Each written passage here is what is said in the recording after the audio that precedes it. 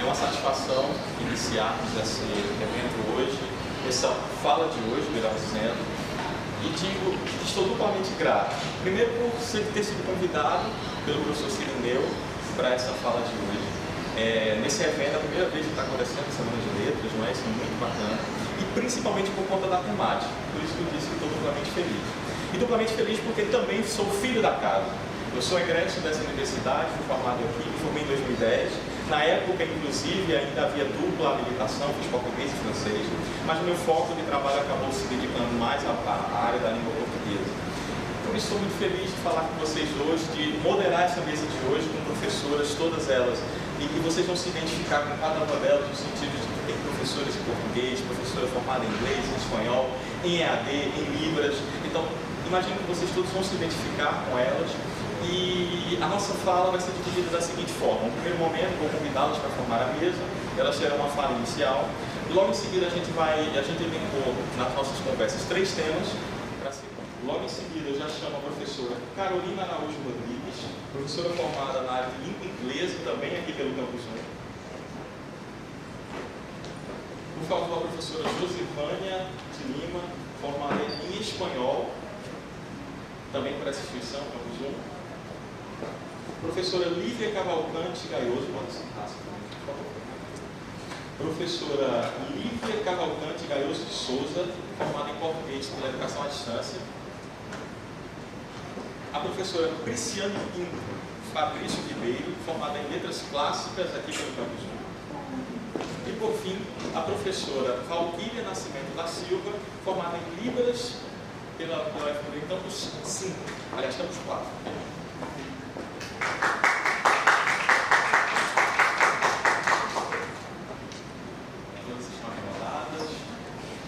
Ótimo. Então, eu vou passar por essa breve apresentação, cada uma vai fazer a sua fala e esse outro microfone também está funcionando. Eu vou passar aqui primeiro para a professora Aline Maracus. Bom dia, pessoal. Dá para escutar aí? De trás? Está bem baixinho, né? A minha voz também é um pouco baixa. Dá para escutar aí de trás? Não? Não? E agora?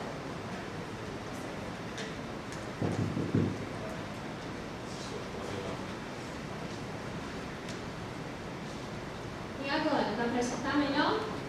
Pronto, então tá certo. Bom dia para todos também. É um prazer imenso estar aqui. Sou filha da casa também, então eu me sinto voltando para minha casa para falar de um outro ângulo, né? De outro ponto de vista, que é como alguém que saiu daqui, como alguém que se formou daqui. Como a gente tem pouco tempo para essa apresentação inicial, a ideia é justamente discutir coisas que sejam significativas para a caminhada de vocês como estudantes. Eu resolvi organizar alguns pontos aqui para que seja o melhor possível de conteúdo para vocês. Então, eu queria, nesse primeiro momento, fazer um pequeno histórico da minha caminhada. Entrei na universidade em 2007, na habilitação Letras Língua Portuguesa, me formei em 2010 e fiz aquela temível, como é que eu posso dizer, junção. Fui direto para a pós-graduação. Na época, uma amiga minha me deu todo o gás, toda a força para poder participar da pós-graduação, mesmo fazendo TCC, mesmo fazendo estágio supervisionado e mesmo participando do programa de português como língua estrangeira, que também faz parte aqui da nossa UFPB, que é o PLAY. Certo? Ele fica bem aqui no nosso CHLA. Então, diante desse contexto, fiz o mestrado, consegui entrar, graças a Deus. Fui orientanda da professora Regina Célia Mendes Pereira. Fiz todo o meu processo, me formei em 2012. E no final do mestrado eu sabia que a partir dali, ou eu tentava um doutorado e continuava a saga, ou eu adentrava no mercado de trabalho. E eu já estava assim, com a cabeça fervilhando de tanto produzir, de tanto escrever, de tanto ler. Eu falei assim, não, agora eu vou dar uma parada e vou entrar no mercado de trabalho.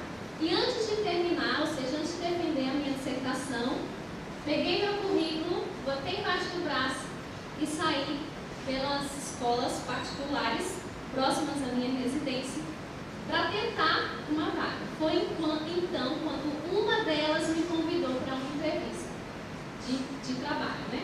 Fiz essa entrevista, entrei, fiquei lá por 4 anos, saí por decisão própria, porque dentro desse período também passei no concurso público da Prefeitura Municipal de João Pessoa. Então, atualmente, sou professora do município, já atuei em turmas do 9º ano, 8º ano, hoje estou no 6º ano, então eu pego crianças de 11 e 12 anos de idade, certo?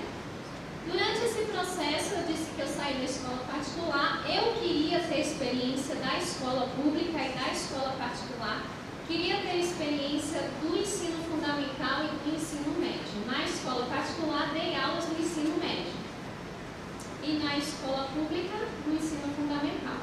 Foi então que, no início desse ano, depois de ter passado só um ano sozinha no município, já que eu tinha saído da escola particular, resolvi tentar a sorte e fazer um novo concurso, que foi o concurso do Estado. Então, vocês estão diante aqui de uma professora egressa da UFPB, com um currículo debaixo dos braços e hoje concursada no município e no Estado. Certo? Faz mais ou menos alguns meses que eu estou no Estado e, por incrível que possa parecer, a gente sabe que o Estado ele abarca mais o ensino médio, mas por incrível que possa parecer, estou eu novamente em turmas dos 6º anos. Eu acho que é um karma ou algo parecido, ou porque pensam assim, Deus fala assim, essa menina já tem uma experiência, é melhor colocar no 6º ano. E estou eu com 6º anos. Digamos que eu tenho em média 200 alunos com 11 anos de idade, com 12 anos de idade. Bem tranquilos, à vontade, sedentos pelo conhecimento, né? Um ponto positivo que eu posso elencar aqui, José, tá certo. Um ponto positivo desse primeiro histórico que eu trouxe para vocês é o currículo. Isso, olha, aumentou. O currículo. Por quê? Porque durante a minha caminhada aqui na UFPB, eu participei de monitoria, participei de PIBIC, participei do programa Play, e isso fez toda a diferença, até mesmo na bendita entrevista de emprego, em frente a uma diretora que olhava para uma menina, que ainda tem cara de menina, né? Que estava falando que tinha capacidade de formar o ensino médio da escola particular dela. Então, assim, no meu currículo, as coisas que eu coloquei lá, todas as participações que eu tive na universidade, me deram força para poder convencê-la a dar a minha primeira oportunidade de trabalho. Um ponto negativo que eu coloco nessa egressão, nessa saída da universidade, é a minha pouca informação e maturidade quanto à relação teoria e prática. Quando eu cheguei lá, eu senti, meu Deus, como é que eu faço uma prova, não sei o que, aquelas necessidades diárias, eu, como egressa, senti. Mas, como todo ponto negativo existe, a partir da pessoa, um ponto de superação, a minha superação, nesse sentido, foi saber quem eu era, saber qual era todo o conhecimento que eu tinha recebido na UFPB, toda a base teórica, o que eu acreditava como conceito de língua, de ensino de língua mesmo, de produção textual, de gramática, o que eu acreditava e ter a audácia e responsabilidade de fazer as minhas tentativas em sala de aula. Certo? Então eu queria primeiro mostrar, né, a caminhada, queria falar o ponto positivo, o negativo e o de superação, porque a gente pode parar no negativo ou tentar a superação. Obrigada. Agora eu passo a palavra para a professora Carolina Araújo Rodrigues. Por favor, professora, sua breve apresentação. Bom dia a todos e a todas. Eu sou Carolina, sou professora do Estado, numa escola lá no 13 de Maio, Padre Zé, na Caruca ali. Eu comecei, também sou egressa aqui da UFPB, sou professora de inglês, também como José, eu sou da dupla habilitação, português e inglês, me formei em 2010. quando eu comecei, enquanto eu estava fazendo a universidade, eu trabalhava numa escola de idiomas. Então, assim, eu comecei lá como monitora da biblioteca, dando aula de repouso e tal. E depois eu fiz o treinamento em 2007 e entrei como professora. Passei 3 anos lá. Sim, 3 anos lá. Aí me mudei para Recife, morar lá. Na escola da mesma rede, eu trabalhei mais 3 anos. E depois passei no concurso de 2012, aqui para João Pessoa, né? Concurso do Estado. E de lá, até agora, eu estou em sala de aula. Ao contrário da minha colega, eu pouco participei dos programas aqui. Na verdade, eu não participei de nenhum programa na universidade. Não, eu estudava à noite, então assim, trabalhava de manhã, estudava à noite, então a minha prática é prática de sala de aula mesmo. E tive um choque quando passei da escola particular, da escola de idiomas, para a escola pública. Um choque. Tipo, na escola particular a gente tem tudo prontinho, é tudo, né? Você tem que seguir aquelas regrinhas. Na escola pública é você e você. Mas aí a gente foi... Aí eu fui me reconstruindo, me descobrindo professora e fui aprimorando as minhas práticas com o passar do tempo, com o que aprendi aqui na universidade também e com o que eu aprendi na prática da escola particular. Apliquei muita coisa que eu aprendi na escola de idiomas, tentei aplicar dentro da sala de aula da escola pública. Algumas funcionam, outras não, mas a gente vai indo. Em 2015 eu participei do processo de seleção para ser supervisora do PIBID, e aí eu recebi maravilhosos estagiários que me ajudaram muito, me ensinaram muito, e foi uma experiência maravilhosa. Mas aí eu tive que sair da escola para ir para essa outra escola que eu estou hoje, e então não pude continuar no programa. Em 2017, eu me inscrevi também para o programa Giramundo, Finlândia, que é um programa do governo do Estado, e passei 2 meses na Finlândia estudando metodologias, várias coisas, para tentar aplicar aqui no Brasil. E no começo desse ano, 2008, eu passei 6 semanas na Califórnia pelo programa PDPI, que é o Programa de Desenvolvimento para Professores de Inglês da Fulbright e da CAPES, né? Uma parceria Fulbright e CAPES. E aí foi uma outra experiência bacana, diferente, e que mudou assim minha visão do que é ser professor, de como é ser professor. E agora estou aqui tentando mestrado. Sou aluna de Betânia, aluna especial de Betânia, e vamos tentar, né? Sempre indo em frente, sempre buscando coisas novas e melhorias na nossa profissão. Ótimo. Isso. Agora eu passo a palavra para a professora Josivane. Professora, você tem uma apresentação, mas prefere que eu passe para você? Não. Nesse momento? Você pegou só minha apresentação, depois a gente, no outro espaço, a gente fala melhor. Bom dia a todos e todas. Para mim é uma honra estar aqui. Eu me sinto até um pouco velha, porque acabo encontrando alunos que foram meus alunos da rede pública. Você começou cedo, professor. E hoje ver estar aqui na graduação é realmente honroso a gente ver que pode contribuir de alguma forma com esse alcance, né, todo esse tempo de trabalho.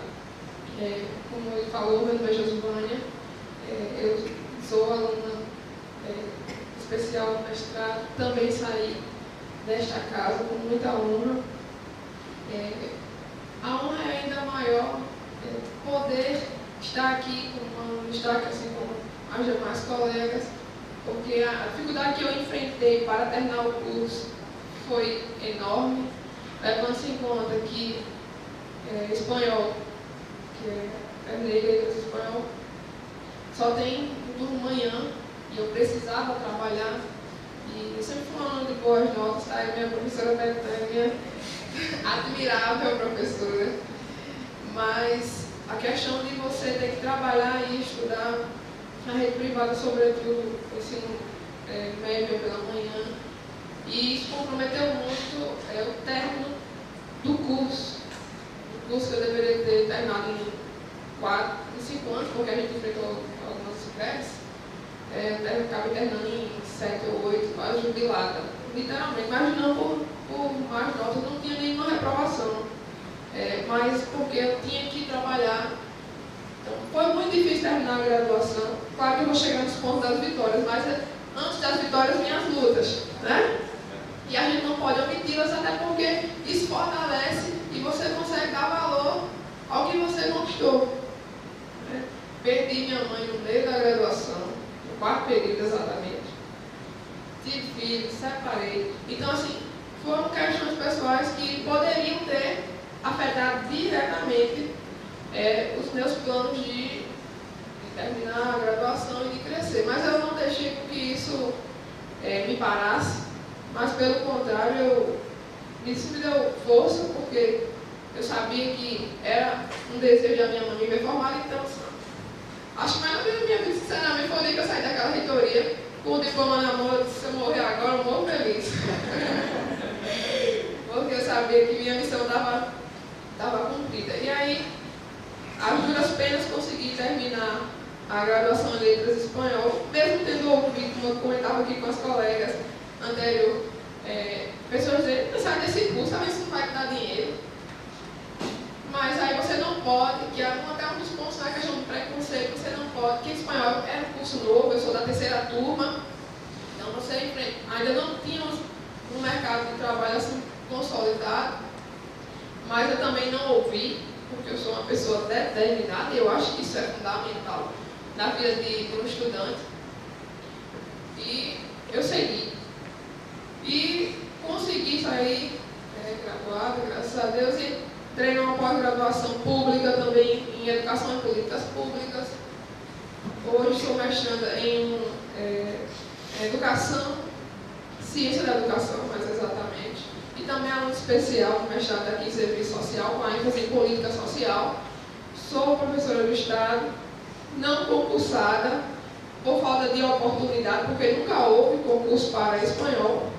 Se houvesse, certamente, nós estaríamos por lá.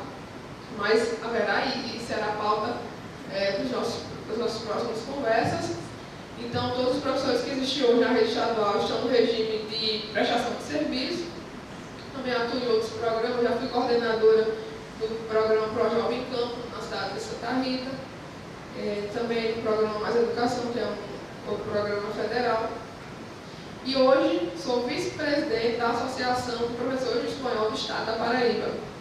E temos conquistado muitas coisas, estamos conquistando, né? Estamos nessa fase, estamos nesse novo biênio aí, que foi 2018, 2020, e desde então nós revitalizamos, porque era uma associação que estava morta, posso assim dizer, existia só no CNPJ, e CNPJ não faz nada sozinho, você sabe. E agora nós revitalizamos, estamos com muitos sócios, se comparado ao que não tinha. E através dessa união, nós temos conquistado muitas coisas para os graduados de espanhol. Mas é isso, daqui a pouco a gente fala mais sobre algumas conquistas. Ótimo. Agora, a professora Lívia Cavalcante. Uma palavra. Bom dia, pessoal. Bom dia, meus colegas de mesa. É um prazer, né, estar aqui, ser convidada para estar aqui nessa roda de conversa, né, podemos chamar assim. Bom, eu sou assim, a primeira representante da EAD. Temos outra colega aqui da EAD, mas eu estou representando a EAD Língua Portuguesa. Né?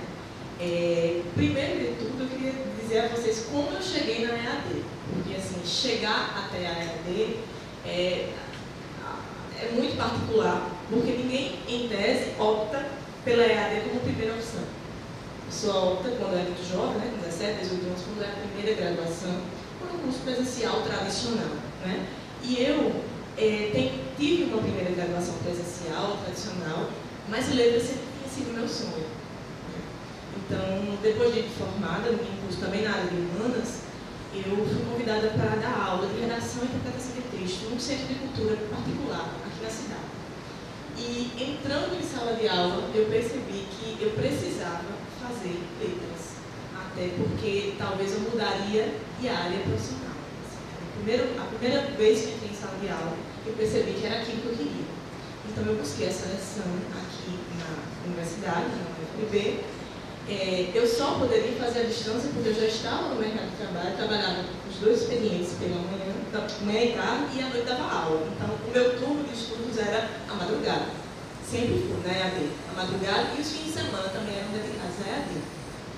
Então, eu confesso a vocês, preciso confessar, que quando eu entrei na EAD, não sei se quem colega vai concordar, eu tinha preconceito com a educação à distância. Eu dizia assim, a distância será, mas bom, é federal, o diploma tem o mesmo valor, né? Assim, perante o MEC, tanto faz, né? Assim, tem o mesmo valor, se a distância, na modalidade à distância, na modalidade presencial, e fui, encarei. Né? Então, tive gratas surpresas na educação à distância.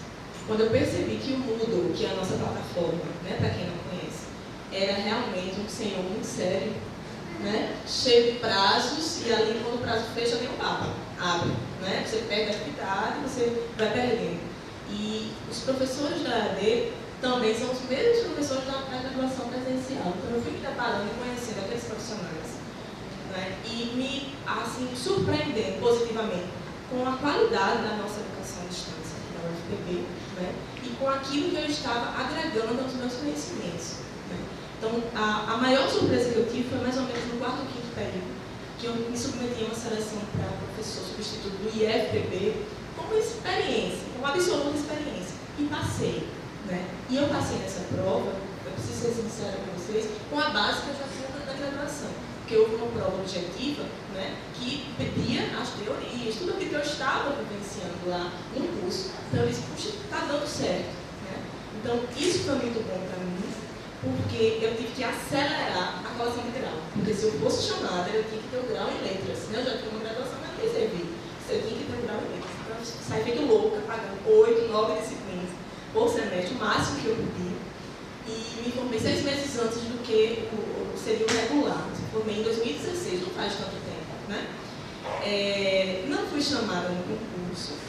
Esses cortes que nós estamos tendo, né, aí no país, fizeram com que o concurso não fosse prorrogado. Eu estava bem pertinho de ser chamada. Mas foi excelente para mim, porque como a nossa colega, eu emendei a graduação no mestrado. Consegui me preparar para a seleção daqui no PPGL, que é bem currículo, né? E consegui de primeira a aprovação. Então, eu estou concluindo esse mestrado no PPGL, sou orientada do professor Expedito, na área de semiótica. Né? E foi um grande prazer para mim poder conseguir entrar direto no mestrado. Logo em seguida, em fevereiro, eu voltei à EAD, dessa vez como tutora. Né? Eu, na verdade, conheço os dois lados da moeda. Eu fui aluna e fui tutora. Né? Me desliguei do programa há um mês, cerca de um mês, porque o contrato acabou, coisas burocráticas, mas pretendo voltar em breve. E em relação aos pontos positivos e negativos, né, como aluna, sinceramente, para mim foi excelente. Eu não consigo vislumbrar um ponto negativo que chegue a prejudicar o que eu vivenciei lá dentro da EAD. É lógico que a EAD depende do aluno, né? Depende do aluno, você tem que ter disponibilidade, você tem que ter seus horários de estudo e você precisa, principalmente, mostrar para as pessoas que você está sim na universidade. Até para a sua família mesmo. Eu estava em semana de provas, que a única atividade presencial obrigatória são as provas. Né? E aí, em semana de provas, as pessoas perguntavam, prova? E prova de quê? Eu digo, gente, eu faço Universidade Federal da Paraíba. Eu sou graduanda em letras. E eu passei o curso inteiro falando isso para as pessoas. né, para que levassem aquilo a sério, porque o que eu estava fazendo era muito sério. Então, como aluna, eu tive só pontos positivos. Como tutora, eu tive uma certa dificuldade, porque como tudo depende do aluno, quando o aluno simplesmente sumia, a gente tinha como localizar e ficava difícil dar o suporte, tirar dúvidas, enfim, exercer a atividade docente de maneira, né, assim, competente. Em paralelo a isso, eu fiquei 5 anos no Centro de Cultura, como eu falei, não é? E no ano passado eu entrei no programa Idiomas Sem Fronteiras aqui da universidade, a disciplina de português como língua estrangeira. Aqui na universidade a gente tem uma comunidade de estrangeiros razoável, né? E aí o programa ele tem hoje uma disciplina de português para estrangeiros. Então, atualmente eu estou em sala de aula com os estrangeiros, né? E em breve pretendo voltar para ela. Certo? Obrigada. Obrigado, professora. Agora eu passo a palavra para a professora Prisciane. Olá, bom dia a todos. Bom dia, Mônica, professor José, as meninas, uma banca só de mulheres, né? Então, eu costumo dizer... deixa eu me apresentar. Meu nome é Prisciane, eu sou formada no curso de graduação de Letras Clássicas, habilitação em Grego e Latim. É realmente uma área bem difícil. Eu costumo dizer que os alunos da área de Letras Clássicas fazem uma referência aos textos mais revisitados na graduação, que é a Ilíada e a Odisseia. Os alunos de Letras Clássicas são espécies de heróis épicos. E eu posso até estender isso para os nossos colegas aqui. Digamos que os alunos de letras são heróis épicos, porque realmente passamos por muitos percalços, muitas dificuldades, mas somos assinalados pelos destinos, né? Então, eu sou graduada no curso de Letras Clássicas da Casa, assim como a Aline, como a professora Lívia, eu peguei direto também, entrei para o mestrado e agora faço doutorado no mesmo procedimento. Passei do mestrado direto para o doutorado.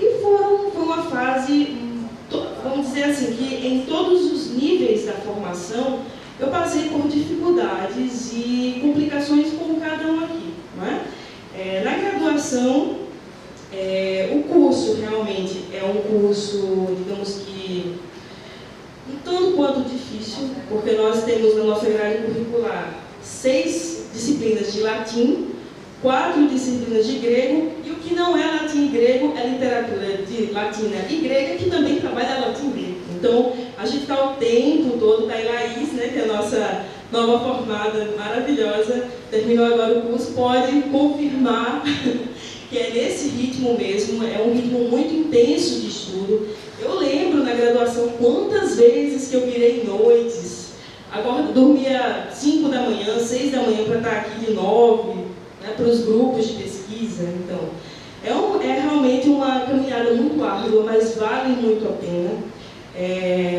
A graduação, na minha graduação, como o curso é noturno, são 10 períodos, totalizando 5 anos, e eu fui monitora de latim em 7, porque nós temos na nossa grade curricular o latim 1 no segundo período, no terceiro período já estava habilitada para ser monitora de latim, né, porque nós temos contato com a disciplina e depois nos habilitamos para ser monitor. Então eu fui monitora do terceiro período até o 10º praticamente, tanto de latim quanto de grego, quanto de literatura latina. Então o ritmo era bem intenso. Assim como a professora Aline, eu também fiz parte de muitos projetos, participei de muitos congressos e simpósios e tudo que era necessário para poder formar uma boa base do currículo, porque a gente sabe que a área de letras clássicas é uma área mais voltada para a academia e há uma necessidade muito grande de você formar, né, deixar o seu currículo bem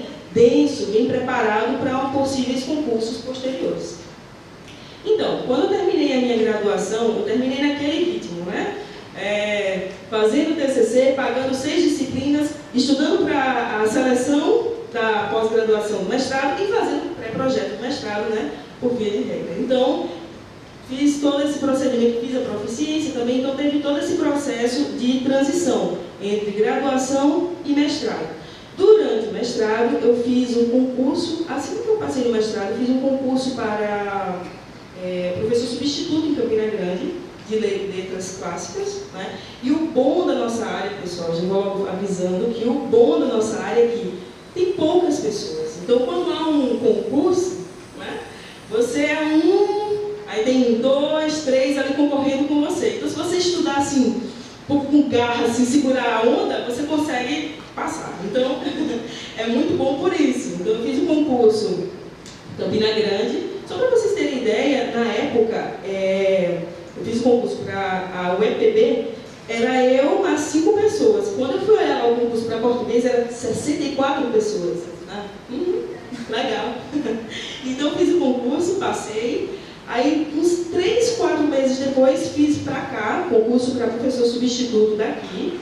Passei, entrei.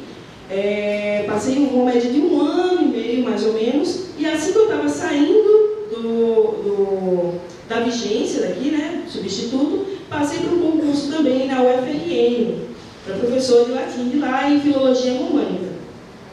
Só que esse eu não pude assumir porque pedia o diploma de mestre e eu ainda estava no finalzinho do meu mestrado. Então, foi um mestrado bem turbulento. A gente sabe que o mestrado é um tempo muito curto, né, muito resumido, para você pagar disciplinas, fazer a dissertação, e ainda fiz 3 concursos no processo, então foi bem turbulento.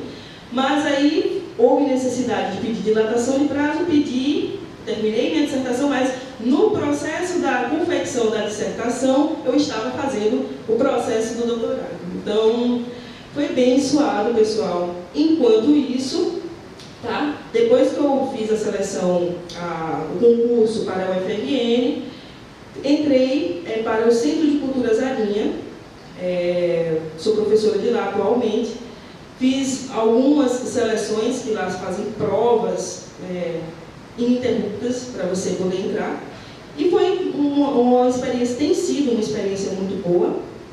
E realmente o curso de letras clássicas é um curso que não tem tanto campo em colégios, né, em escolas, enfim, no sentido geral. Não temos concursos públicos para prefeitura, estado, mas é uma área que dentro da academia está ganhando muito campo, está ganhando muito espaço e que vale a pena investir nessa caminhada.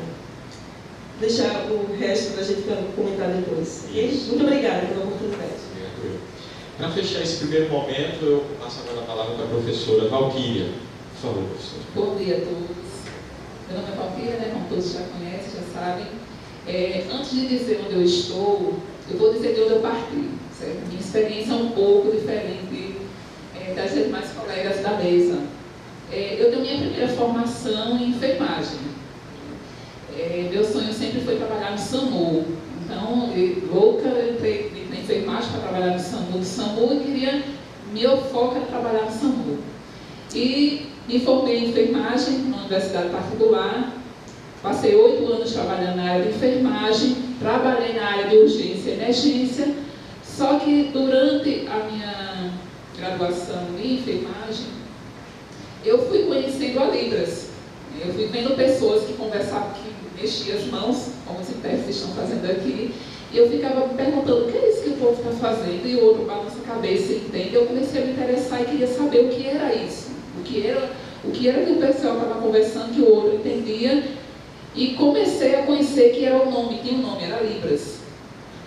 Então comecei a procurar onde é que eu só aprendo esse negócio, onde é que corre, e encontrei a FUNAD. Comecei a fazer curso na FUNAD, e terminando minha graduação em 2006 em enfermagem. Terminei meu curso, procurei o SAMU, corri para trabalhar na área de urgência e emergência e comecei a trabalhar na prefeitura num serviço de urgência e emergência, era o que eu queria, e estava lá 3 anos trabalhando na área da saúde, fazendo atendimento às pessoas, aquela adrenalina, sair na ambulância correndo, tudo aquilo era maravilhoso para mim, eu achava tudo muito lindo.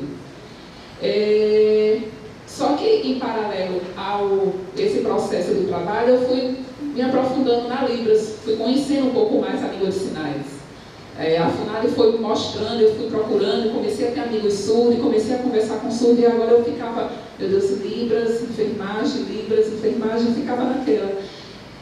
Quando foi em 2012, eu já com conhecimento um pouco mais aprofundado na Libras, eu disse assim, como é que eu posso trabalhar com Libras na área de enfermagem? Então eu comecei como eu tenho na época muitos amigos surdos, eu comecei a chamar os surdos para atendimento na área de enfermagem. Eu disse, você está doente, sentindo nada, doente, não está com dor, vamos lá que eu atendo você. Então os surdos começaram a ser atendidos na área de enfermagem e eu comecei a juntar as duas coisas. E eu comecei a fazer o curso de graduação de pedagogia. Fiz o curso de graduação de pedagogia na universidade particular. Quando eu estava na metade do curso, surgiu um curso de especialização em Libras. Fiz o curso de especialização em Libras e lá em enfermagem. Certo? Já no final do curso de graduação em pedagogia, surge o curso de letras Libras. O pessoal me disse, olha, surgiu um curso de letras Libras na universidade. Eu disse, eu vou fazer. Onde é que faz inscrição? Corri para fazer EAD. Aí eu fiz, EAD? Como é que você faz um curso EAD? Eu vinha de duas universidades, faculdades particulares, presencial lá, todos os dias. EAD, não, isso não vai dar certo não, mas eu vou, porque é Libras. Fui apresentar o meu curso do EAD. No primeiro mês, eu comecei a fazer o curso e disse, esse negócio não é tão assim como eu estava pensando, não. Eu achava que EAD era uma coisa bem simples, não precisava de tanto compromisso. Só que, ao contrário da presencial, eu tive uma experiência muito diferente na EAD. Meu compromisso na EAD foi duplicado. Então, o que eu falava da EAD, antes de entrar no curso de Letras Libras, eu passei a ressignificar o meu entendimento com relação à EAD. Então, terminei o curso de pedagogia, terminei o curso de Letras Libras, estou eu lá em enfermagem novamente, estou lá atendendo o pessoal na urgência e emergência. Depois de 3 anos trabalhando na área de urgência e emergência, eu fui convidada a trabalhar na Secretaria de Educação, na área temática de saúde da pessoa com deficiência. Então, agora eu tenho um olhar mais abrangente, eu não trabalhava mais só com surdo, com a pessoa surda. Eu tinha que trabalhar com a pessoa intelectual, visual, tinha que ter outro olhar. Comecei a trabalhar na secretaria, já terminando o curso na FUNAD, que eu estava na FUNAD também, e começou a surgir oportunidades de emprego na área de Libras. Então, comecei a trabalhar como intérprete de Libras. Passei 5 anos trabalhando como intérprete, terminei meu curso de Letras Libras. Em 2015, teve um concurso aqui em João Pessoa para professor de Libras. Eu fiz, passei,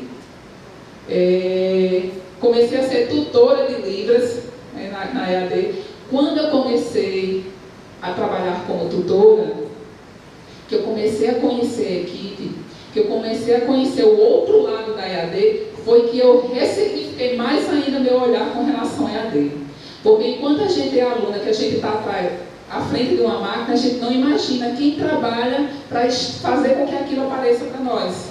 Então, desde o tutor, a pessoa que fica como Roberta, fica com a câmera, que produz os vídeos, ao professor, é toda uma equipe formada para fazer com que o conhecimento chegue a mim, aqui em João Pessoa, que está lá no interior. Então, eu mudei completamente minha visão com relação a EAD, depois que eu entrei, depois que eu comecei a trabalhar. Hoje, quem chega perto de mim e fala assim, eu faço EAD. Não acredito, você faz EAD. Olha, eu defendo mesmo. E aí quem falar perto de mim que EAD não presta, certo? Eu fui filha e sou, hoje, voltando um pouquinho, depois que eu saí da prefeitura, passei um ano trabalhando na prefeitura como professora de Libras, do ensino fundamental, surgiu um concurso para aqui para a instituição, no campus de Mamanguape, para professor de Libras, substituto, com especialização. Eu tinha especialização. Fiz, passei um ano atuando como professora substituta. Depois teve para professor efetivo, fiz e passei, certo? Hoje eu sou professora de Libras do campus de Mamanguape, inclusive quero registrar os meus alunos que estão aqui, lá de Mamanguape, como professora de Libras, e tive que deixar tudo o que eu trabalhava antes. Então, deixei a escola, que eu trabalhava como intérprete, deixei a saúde. Estava até conversando antes de sentar aqui com a Roberta, dizendo assim, eu sinto falta assim, do atendimento, daquele contato, mas hoje eu me sinto realizada onde eu estou. Então eu gosto do que eu faço. Recentemente, começo do ano, eu prestei seleção para o mestrado do PPGE, sou mestranda da pós-graduação do PPGE, estou atualmente de licença da universidade para fazer o mestrado, e esse é um pouco da minha trajetória. Eu saí, tinha planos que era trabalhar nessa questão da saúde, inclusive queria fazer especialização nessa área de urgência e emergência, mas outros caminhos foram surgindo e às vezes as pessoas têm que fazer escolha, certo? Então essa é um pouco da minha trajetória. No decorrer das nossas falas eu vou evitando mais outros pontos. Muito obrigada. Ótimo. Essa primeira parte, gente... desculpa se vocês vão por favor. Eu acho que uma forma de fechar bem essa primeira parte é com uma pergunta retórica, não é necessário nem que vocês respondam, nem que vocês na plateia respondam, mas pensem nisso. Será que a gente de fato conhece o UFPB? Porque o UFPB aqui está representado nas suas várias facetas, representado aqui por meio de projetos de pesquisa, por meio de monitoria, como falou a colega professora Cristiane. Falou a Aline Malaquias aqui também sobre atividades em projetos de extensão que ela participou. A professora Josivânia, por exemplo, falou também sobre um projeto que você teve depois relacionado ao espanhol, que foi que você começou aqui na universidade. Então, assim, será que a gente de fato tem conhecido a nossa instituição, os projetos que ela oferece, as atividades que ela oferece? Eu queria fechar essa primeira fala nesse primeiro momento com essa pergunta. A gente passa agora para o segundo. A gente elencou alguns temas na nossa conversa por e-mail, e o primeiro tema, inclusive os microfones vão ficar abertos para que ela se sentir à vontade de começar. Eu quero falar, eu vou passar esse microfone também, que eu acho que é um tema que se relaciona muito com a maioria de vocês, com a maioria do que nós passamos também ainda graduandos, que é o receio dessa primeira experiência. E aí, será que o curso está de fato me preparando para essa primeira experiência profissional, seja no campo de uma escola particular, numa escola pública, enfim? Passo a palavra para as professoras.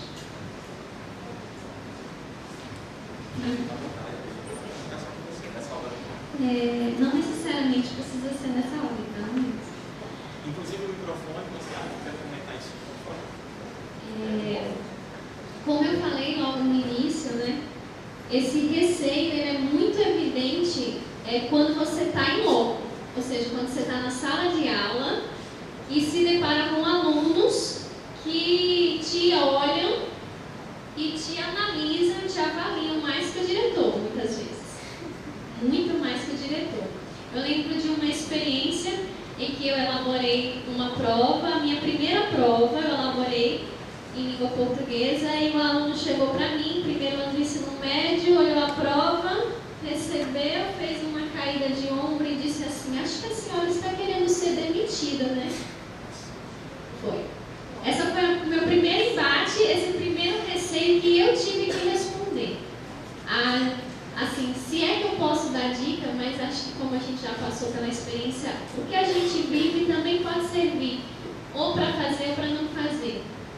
Eu tinha certeza, como eu falei lá no início, de quem eu era formada, certo? Então eu falei assim: você é o diretor? Aí fui reportar a diretoria. Disse: olha, aconteceu isso, eu não quero, não admito isso em minha sala de aula, porque ele está me desautorizando na frente de todos os colegas. E foi exatamente o que aconteceu. Chamou o pai e a diretora já me avisou: Aline, cuidado, porque o pai é pior que o filho. Aí eu: tá certo, eu estou preparada. Fizemos a bendita e aclamada e assustadora mesa redonda de uma escola particular. E aí estavam eu, recém-formada, super segura, mais ou menos, e um pai prepotente com um filho, peixinho, né? Filho de peixe, peixinho. E aí eu falei, reportei, disse o que aconteceu, e ele disse assim: ah, mas foi uma brincadeira. E foi quando eu me senti, pronto, agora eu sou professora, egressa, não muito experiente, mas eu vi que eu tenho que me colocar. E foi quando eu falei: tudo bem que é uma brincadeira, mas brincadeira tem limite. Então, eu acho que o seu filho não poderia ter dito isso na frente da minha sala de aula. Então, por favor, que isso não se repita. Eu acho que a forma como eu disse fez com que aquele pai não se inflasse na autoridade de pai que paga uma mensalidade e falasse outra coisa. Então, desde aquele dia, aquele menino ficou pianinho na sala de aula. Então, assim, esses receios da primeira experiência, só para fechar a minha contribuição, ela é muito evidente nos embates. Então, uma prova que tem que fazer é alguém que olha a sua prova e fala assim: professor, eu acho que a sua pergunta ela tinha muita resposta. O aluno aqui ele está reivindicando que a resposta. E aí você fala: nossa, será que está tão aberto assim? Esses embates diários do cotidiano são muito recorrentes. Quem sai acaba de sair. Mas o que eu deixo e que foi sempre o que eu fiz foi ter segurança no posicionamento que eu estava tendo.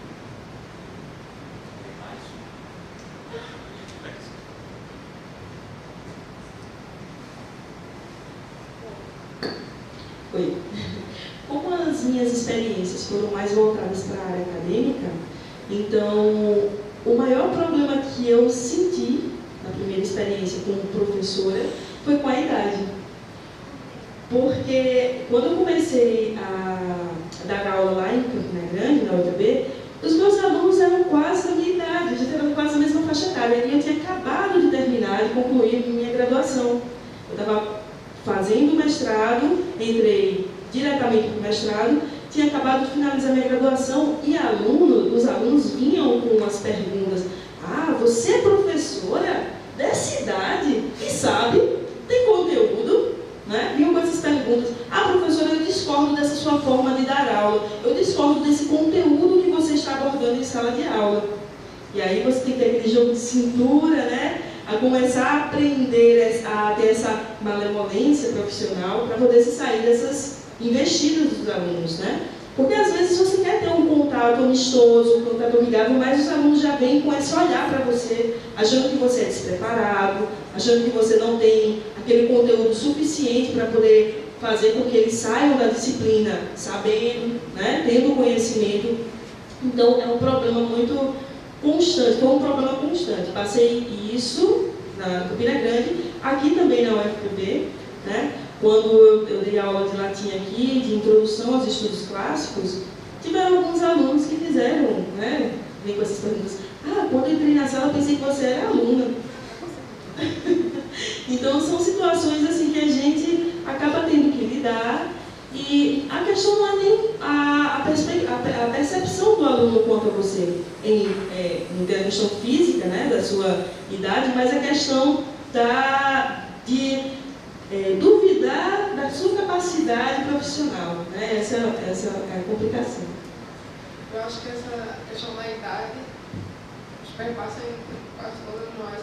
Eu, com 22 anos, já estava no ensino médio do Estado, EJA, alunos ou da minha idade ou mais velhos, e realmente eu sofri esse certo preconceito. Porque imagina, hoje eu tenho 28, os meus alunos me dão 22, 23, eu sou generosa, eu sei. Mas imagina quando eu tinha 22, 21, cara de quem tinha 18, é porque você estudou e trabalhou durante, né? Exatamente. Então, eu sofri preconceito principalmente do terceiro ano, que eram as meninas da minha idade, achavam que eu estava chegando lá para correr, para chamar a atenção mais do que elas. Essa questão da disputa que mulheres têm, essas coisas, não sei, até cola, super bom, e colocaram na cadeira para eu sentar. Só que a experiência em sala de aula nem nos permite a gente cair numa dessa, né? Porque estava escrito na testa delas assim: senta, senta, senta, senta. Tão bobinhas que são, né? Acham que estão à frente, mas a gente já, dessa escola a gente já é formada, né? Então não acontece. Mas é isso, eu acho essa questão da idade, ela realmente, você tem que ter esse pulso firme, essa segurança, e eu aprendi muito.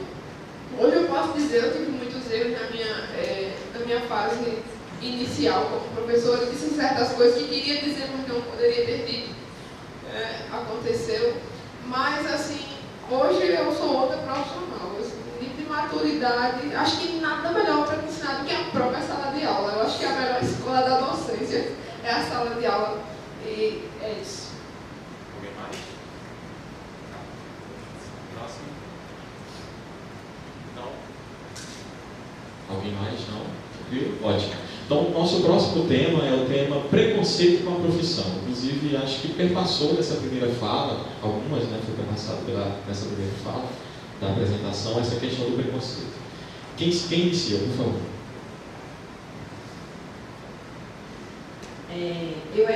Eu sou formada em jornalismo, e aí eu disse, não gosto não, quero fazer outra coisa. E aí uma amiga, muita amiga, chegou para mim e disse assim, eu vou fazer letras, eu quero ser professora de inglês. Ela disse, tu vai morrer de fome, foi o que disseram. Aí eu disse, pô não, mulher, eu não preciso de muito não, eu vou fazer, eu gosto, se eu não gostar, depois eu troco. E fiz. A gente ganha rios de dinheiro? Não, a gente trabalha muito, mas não passa fome. E é gratificante quando você vê um aluno que saiu e cresceu, e disse, professora, por sua causa que eu estou fazendo isso que é muito gratificante isso. Então, assim, o preconceito existe, mas se você gosta do que você faz, qualquer coisa você faz para superar, vale a pena. Depois a recompensa vem. Eu tenho um aluno que, infelizmente, não conseguiu terminar o terceiro ano porque ele teve síndrome do pânico. E aí ele não conseguia mais sair de casa, não conseguia ir para as aulas. E aí a gente conversava pelo WhatsApp. E ele é muito bom em inglês. Aí agora ele começou a ter mais contato social novamente. Estava dando aula de violão. Em casa mesmo, os alunos iam na casa dele. E aí 2 alunos meus falaram, professora, a senhora não dá aula particular, não? Eu disse, não. Mas eu conheço uma pessoa que pode dar, que mora até aqui por perto. Se vocês quiserem, eu dou um número a ele. Eu disse a ele, Joe, se você quiser dar aula de inglês, eu tenho 2 pessoas para lhe indicar. Aí ele, professora, a senhora acha que eu tenho condição? Eu disse, tem. Vai, você consegue. E eu estou aqui, qualquer coisa que você recorre a mim. E aí ele começou a dar aula para esses 2 alunos meus na casa dele. Ele vive dizendo, professora, muito obrigada, e a senhora está me ajudando bastante. Tá? Então, assim, essas coisas valem mais do que dinheiro, pelo menos para mim. É muito, muito importante mesmo, muito legal. Quando eu vi o tema do preconceito com a profissão, eu disse, me encaixo perfeitamente aí. Como vocês já sabem, eu passei 8 anos na área de saúde como enfermeira, e quando eu decidi mudar de profissão, comecei a dizer, olha, eu vou mudar, não quero mais enfermagem, eu quero trabalhar nessa questão de ser intérprete, na área de Libras, não sei, qualquer coisa na área de Libras. Começando pela minha família, o pessoal disse, você vai o quê? Deixar a enfermagem? Vai não. Você não está ficando doida para ficar mexendo essa pão de um lado para o outro? Aí eu disse, vou sim, eu vou deixar, não quero mais enfermagem, eu gosto muito da área de enfermagem, mas eu não quero. Eu vou trabalhar com Libras. Você entende? Você vai deixar, você já há 8 anos na área, já todo mundo já lhe conhecendo, você já com proposta de empregos melhores, você vai deixar, eu disse, vou, não quero mais não. Vou começar a trabalhar como intérprete, vou começar a trabalhar em outras áreas, vou começar a fazer. E eu comecei a trabalhar na área de Libras, e o que eu percebo muito ainda hoje, claro que essa realidade tem mudado um pouco não, tem mudado muito de uns anos para cá, é a ressignificação que a gente dá ao nosso profissionalismo. A questão, quando a gente fala de Libras, que muita gente às vezes nem conhece, dizem Libras, sim, língua brasileira de sinais, é uma disciplina, vamos começar a estudar. E se você não defende, e você mesmo não está ali para defender o que você acredita, certo? Muita gente não vai dar a mínima. Então, quando eu observei aqui preconceito na profissão, claro que se eu for comparar quando eu entrei nessa área, comparado com hoje, o preconceito é bem menos. Mas que ainda há o preconceito com relação, digamos, à disciplina de Libras. Disciplina de Libras, vamos lá, bom demais. E se você é o professor que está ali e você não defende, você não luta, e você não mostra a importância, você como profissional, principalmente eu que saí de uma graduação, especialista, que entrei na universidade, não tem esse domínio da língua, não tem o domínio do conteúdo, e você começa a deixar isso esmorecer, deixar o pessoal começar a achar que aqui dali não é nada, realmente começa a não ser nada. Então esse preconceito ainda é muito forte, a gente sente, principalmente quem está ali no dia a dia, até com os próprios colegas da própria universidade ou da própria família, como eu já falei, mas a importância de você defender o que você escolheu.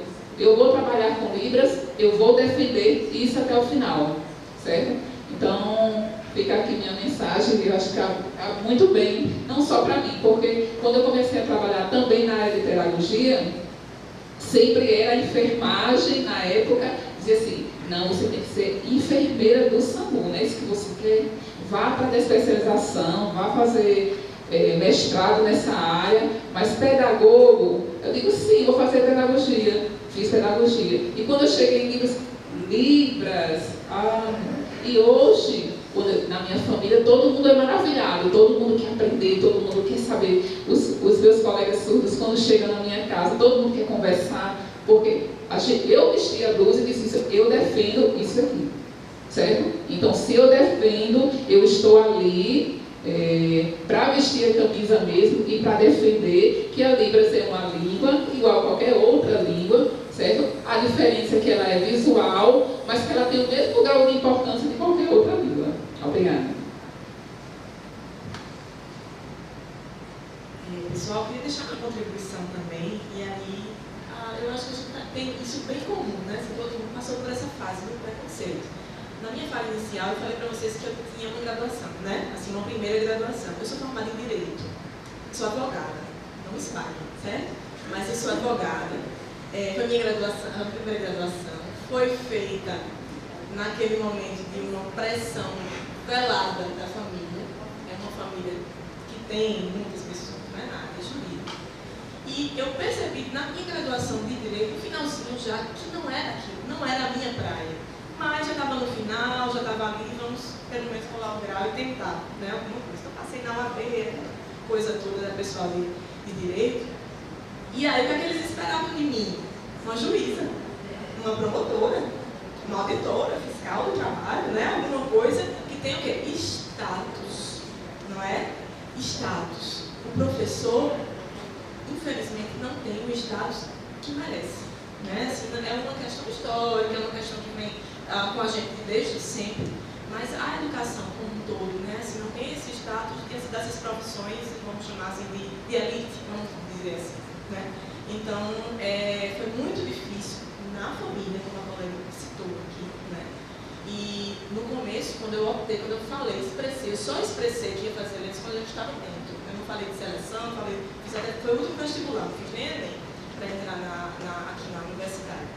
E aí eles disseram, que bom, sabe aquele que bom assim, deixa ela brincar um pouco, deixa ela brincar no computador um pouco e depois ela vai ser juíza. Claro, como é que a pessoa vai trocar direito por letras? Vai morrer de fome?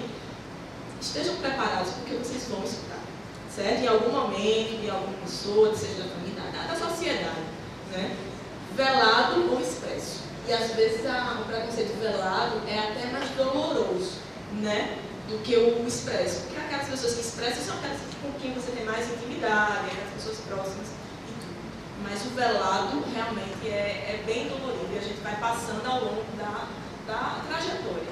Eu vou fazer porque realmente é o que a minha camisa. Eu preciso vestir a camisa do que realmente é a minha profissão, que é a profissão do docente. Obrigada. Eu só queria fazer uma contribuição nesse sentido aí, que é a questão do preconceito com a profissão que os próprios profissionais têm. Então, vocês que são egressos, ou melhor, vocês que vão ser egressos, quando vocês chegarem na sala de aula e no estágio supervisionado, vocês já sentem isso. Você vai lá empolgadíssimo para fazer aquele projeto e, de repente, vem um professor que está prestes a se aposentar ou nem está na metade do processo. E ele é capaz de te colocar simplesmente num buraco. Mulher, faça outra coisa. Olha, eu tô rezando para que a minha aposentadoria saia esse ano. Então, assim, é um preconceito de que a nossa profissão é falida pelos próprios profissionais. E eu acho isso mais deselegante do que os outros falarem. Porque eles escolheram. Eles podiam fazer qualquer outra coisa. Certo? Tem gente que fala, não, mas foi o que me sobrou.